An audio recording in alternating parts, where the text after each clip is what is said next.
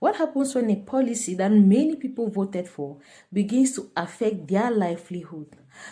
Hello, beautiful people. Welcome back to the reality room. Thank you for stopping by. Do not forget to like our video, subscribe to our channel, and click on the notification bell so you always get updated when we make a post. On today's episode, we're going to be talking about MAGA farmers. Across the United States, many farmers have warned that agriculture solely depends on immigrant labor. But right now, most of these immigrants have been deported, thereby making it difficult for these farmers. A large number of these workers were immigrants, and as such, many farms struggle to find US-born farmers willing to do the physically demanding jobs.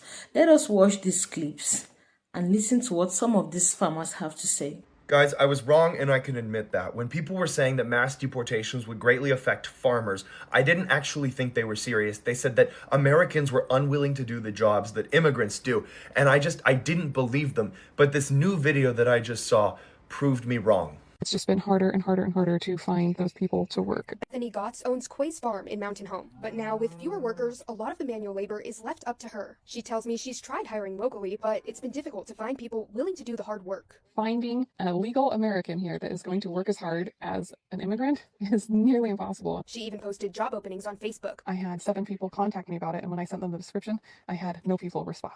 I went ahead and found the job listing. She's offering $2,000 to $3,000 a month for full-time manual labor on a farm. She says hiring undocumented workers is not an option, with serious risks for both sides. One, you're going to get fined. You have unfortunately, an employee living in fear. They could get picked up at any moment, and then you're without an employee. To keep her farm running, Gotts is hiring high schoolers and is now looking into the federal H-2A visa program. I have endeavored to spend $200,000 to build a small worker housing so that I can get H-2 workers next year. This woman had $200,000 lying around that she could have used to pay some strapping young Idaho corn-fed boys to do the manual labor on her farm, but instead built temporary housing for visa workers. I never thought I'd live to see the day where liberal media was telling people, are you unwilling to pay Americans a fair and decent living wage for hard manual labor? Just import a bunch of people to do it for way cheaper and then put them in a house and they can't go anywhere else because what other option do they have? Man, I feel like there's a term for that, but it's just slipping my mind. You guys have got to see this video. So farmers in Arkansas have gathered together and they're praying to God because Donald Trump is literally destroying their farms and there's nothing else they can do. Farmers, in my opinion, dear Lord, and it's only my opinion, are closer to me than anyone else on this earth because we deal with your earth every day. Dear Lord, we're hurting, dear Lord. We can't help what's happened to us. It's so sad. These farmers are having their entire livelihoods destroyed by a billionaire who doesn't care about anything but making himself richer. Under the Trump administration, multiple different programs set up by Biden to help support small and regional farming have been froze or cut. For example, the USDA's Regional Food Business Centers program. It was meant to boost local supply chains through grants and support, and now it's been terminated. Farmers who were approved for this funding and expecting to get it still have not got their money. They've been left stranded. The Trump administration has cut over 600 USDA grants. These programs benefited farmers, sustainable agriculture, and food security. Organizations across rural America lost funding, forcing them to lay off staff and abandon projects. All of this funding has been cut while the big beautiful bill boosted crop insurance and subsidy payouts, of course benefiting larger industrial farms and hurting the small farms. Put all of that together and it's no wonder Arkansas farmers are praying. They've not just lost support, they've been set up to fail. So I want to talk about this article really quick because it's all starting to make so much sense right now. This author and journalist was having lunch with friends. There was a white guy and he's married to a black lady and they were talking politics. And he says that farmers weren't worried about Trump deporting migrants because, wait for it, they thought because unemployment was so high for black people that these black people would run back to the fields and do the jobs that the migrants were doing when they got deported. So she asked, where'd you get that information from? White farmer TikTok or MAGA Facebook memes? Where'd you get this information from? And her and the wife basically started giving him information, letting him know unemployment is only 6.8% for African Americans, and 93% of black people are currently working. Got so caught up in what they were hearing at Fox News and other places thinking black jobs, immigrants are taking black jobs, that they just assumed they'd get rid of the immigrants and black people would take the immigrants' jobs? Sir, our ancestors did not march, die, and fight for civil rights so we could go back to the fields? Like what? But shout out to the Latino immigrant population that have mastered that labor with skill and stamina. This country doesn't even appreciate it enough. Oh, and by the way, when they do try to hire Americans, black or white, to do those jobs, most of them don't even last half a day. They just ghost them without even picking up their paychecks. True story. So y'all, tell me, do you really believe that they thought black people were planning to replace immigrants in that labor force if they got deported? Because I need to know who was smoking that logic. What do you think? We have some big news right now. The Trump administration is now turning to migrant farm workers to address farm labor shortages, according to the New York Times. No, I'm not making this up. After conducting mass deportation of said migrant farm workers at the beginning of his second term, they're now trying to get them back, essentially. So the Trump administration is now turning to an alternative source, making it cheaper for farmers to hire immigrant farm workers on temporary visas. These changes specifically impact the H-2A visa program. And under the new changes, the agency, the Trump administration, has now adjusted how wages paid to H-2A farm workers are calculated, essentially lowering the hourly rates anywhere from $1 to $7 in some states. And farm owners can now include housing as part of the compensation package provided to guest farm workers. They're reducing wages of farm workers in an effort to try to hire more migrant farm workers. That's brought a lawsuit from the Farm Workers of America saying that essentially it adversely harms American farm workers by lowering their wages or pushing them out of the labor pool entirely. But it is stunning that after trying to deport undocumented immigrants, farm workers, the Trump administration is now trying to rely on migrant farm workers to conduct the job due to the labor shortages. Spread the word, follow for more. Illegal immigrants bring crime, they take our jobs, and they're a drain on the public services meant for American citizens. Let's look at the data and see if they're right. Let's start with crime. Republicans say that crime is way down in 2025 and it's because of mass deportations, and they're half right. Crime is way down in 2025, but you know how I know it's not because of mass deportations? It's because crime was also way down in 2024. Look at homicides, for example. 21, 22, 23, 24, 25. Trend line down. Take a quick glance of any of these other violent crimes and you'll find the exact same trend line. Mass deportations were not a thing in 23 or 24, so kind of destroys your narrative. Now let's take a look at jobs and see if Americans actually got more of them with these mass deportations. So the top 3 industries that illegal immigrants have jobs in are construction, the service industry, and manufacturing. So let's take a look at how the jobs market has performed in those 3 sectors. So in Joe Biden's last full month in office, the unemployment rate in construction was 5.2%. At the end of 1 year of Donald Trump, it's now 6.9%. In the service industry, Joe Biden's last month, 5.4%. After 1 year with Trump, 6.5%. Joe Biden's last month in manufacturing, 3.5%. After 1 year, still 3.5%. So those industries did not gain jobs, they actually lost them in most cases. Last, let's talk about taxpayer money in public services. First of all, it's important to point out that illegal immigrants cannot get Social Security, Medicare, or unemployment. However, they still pay almost $100 billion a year into those services, essentially as a gift to American citizens. And the Congressional Budget Office actually did an analysis on the effects of the immigration surge on the deficit, and what they found is that over a 10-year period, it would almost be a $1 trillion benefit to having more immigrants here. So they're actually a net benefit from a public service and tax perspective. When your average Republican starts showing up and saying this shit, just say, prove it. Oh, apparently, our great Secretary of Agriculture, Brooke Rollins, has figured out the solution to the problem of what will happen when they deport all the migrant farm workers. Buckle up for this one. Brooke has suggested in a press conference that it's not a big deal if we deport all of the migrant farm workers, because we will just replace them with all of the able-bodied people on Medicaid. Brooks figured it out. Brooke, let me just share something with you, and for any of those of you out there in apparently MAGA land and this administration who think that anyone who receives Medicaid is just sitting on their ass being lazy. Roughly 45-ish to 48% of Medicaid enrollees are children.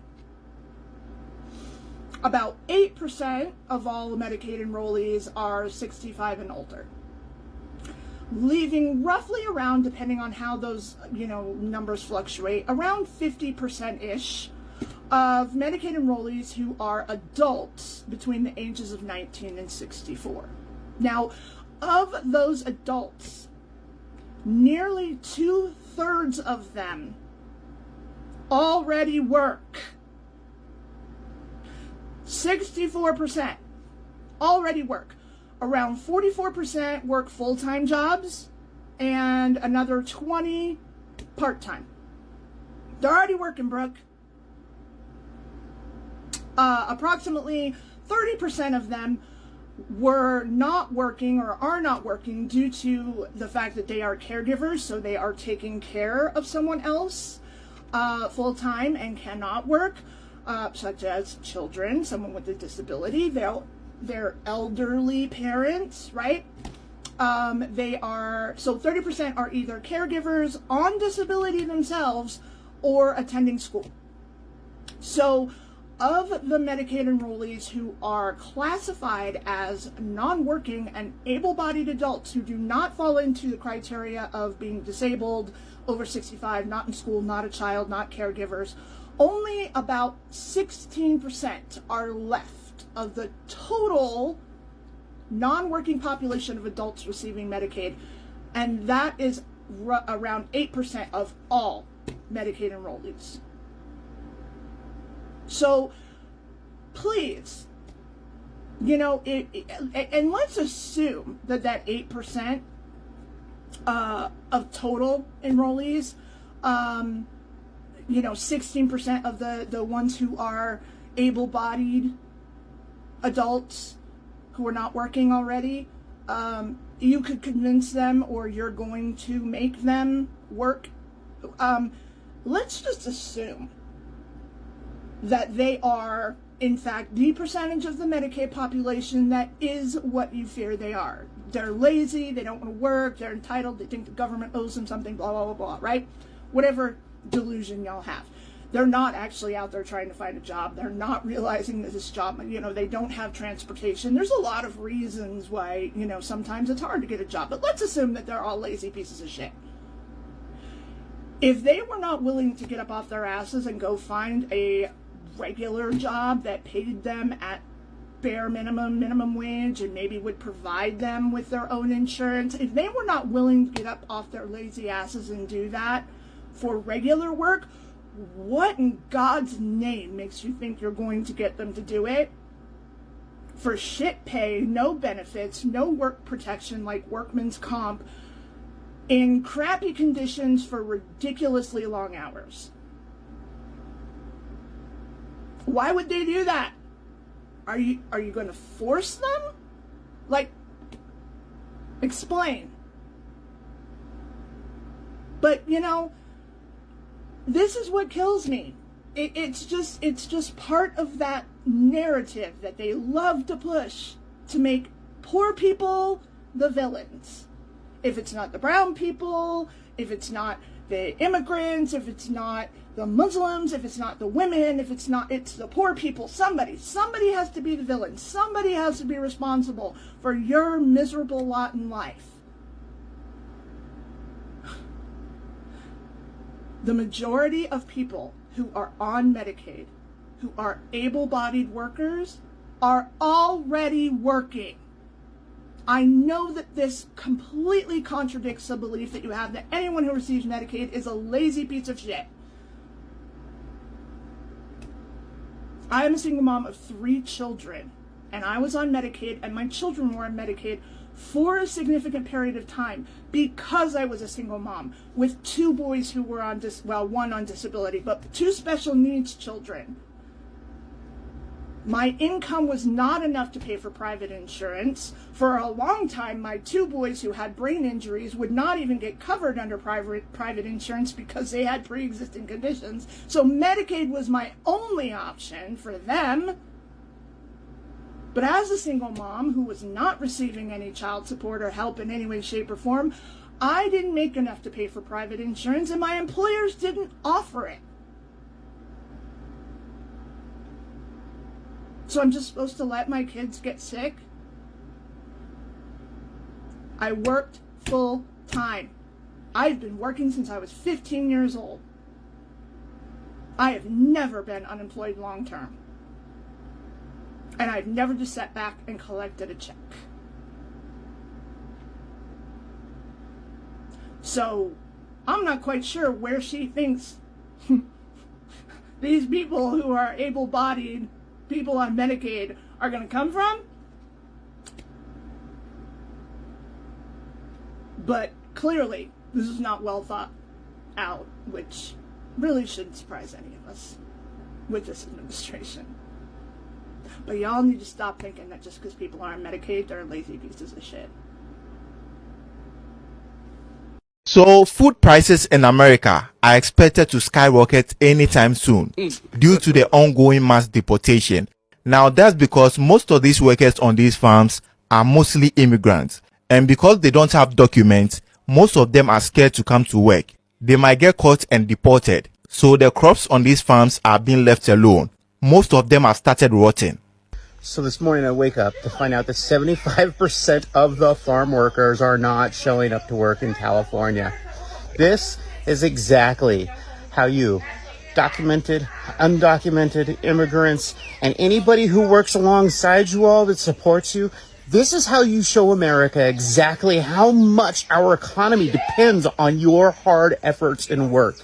Thank you so much for banding together to do this. It's about time that the rest of the people in the United States that are spoiled, rotten, rich understand that their only cheap food comes because of the fruit of your labors.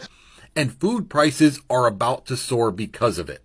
We are going to get to a point where it's not going to be a case of can you find an orange? It's can you afford it if you do. Donald Trump has come into office thinking he can just do whatever he wants and the world will just respond to his whim. And instead, he is finding out the hard way and we're going to pay the price. Hi, we have news. Trump is looking to recruit immigrant farm workers because we have a shortage of workers on farms. So yes, he's looking to, yes, I can't make this up. This is really real life. Apparently they deported so many farm workers that they're now reaching out to migrant farm workers. Caleb Ragland is the president of the American Soybean Association, and he just wrote an op-ed for a right-wing publication, and he said in there, quote, "Like many of my fellow farmers, I voted for President Donald Trump in the past 3 elections. The president won me over with his commitment to business-friendly tax cuts, as well as his track record of reducing regulation and cutting government spending. I am one of 500,000 soybean farmers in America who feels the pain. As a businessman, President Trump must know how urgent this is." Does he? Is he? Anyway, he goes on to say, the current trade war with China is a gamble with American livelihoods, especially for farmers, those of us who grew up with soil and sweat, who can't imagine doing anything else. Mr. President, I hope you hear our plea. Please make a deal with China now. Yeah, so he doesn't get it. He doesn't get it. There is no deal to be had. As of now, the majority of Trump's base is sticking with him on these tariffs. But it's gonna catch up with them. They're gonna realize sooner or later there are no deals. He is not the deal maker. He screwed up. And no, China is not begging and pleading and knocking on our door.